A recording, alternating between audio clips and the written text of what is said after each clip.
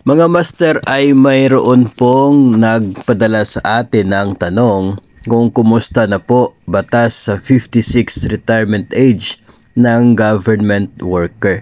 Actually, wala pa, no? Wala pang batas para dyan sa 56 na retirement age.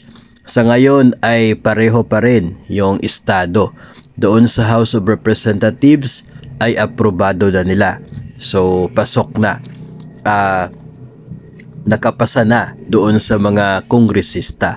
Ngayon sa level naman ng mga senador ay pending para sa second reading at ito ay nasa special order as of September 20.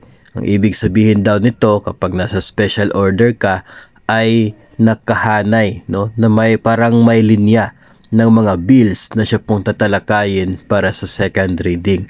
So hindi po natin alam kung kailan ito aktual na maitalakay muli, no, doon po sa Senado, pero yun po yung patuloy natin po naaabangan.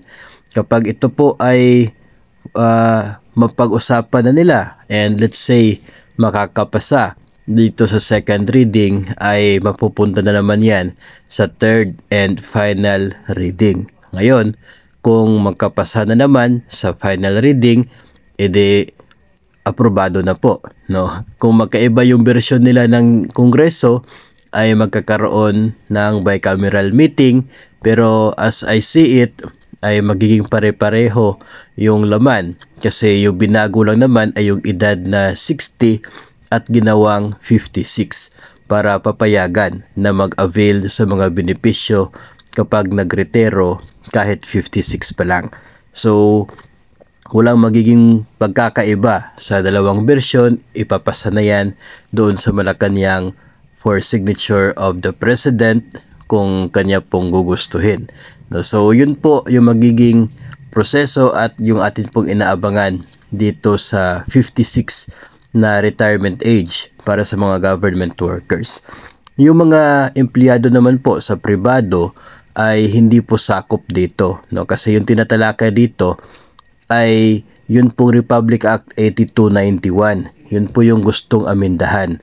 No, so yun pong batas na yun ay intended for the GSIS members. No, so yung mga nasa pribado na under sa SSS na hindi po sila covered. So siguro baka one of these days pagkatapos nito ay baka maisunod, no, sa tatalakayan yung tungkol naman sa mga pribadong sektor na mga manggagawa, no, at doon naman po sa batas ng SSS yung magkakaroon ng amendment.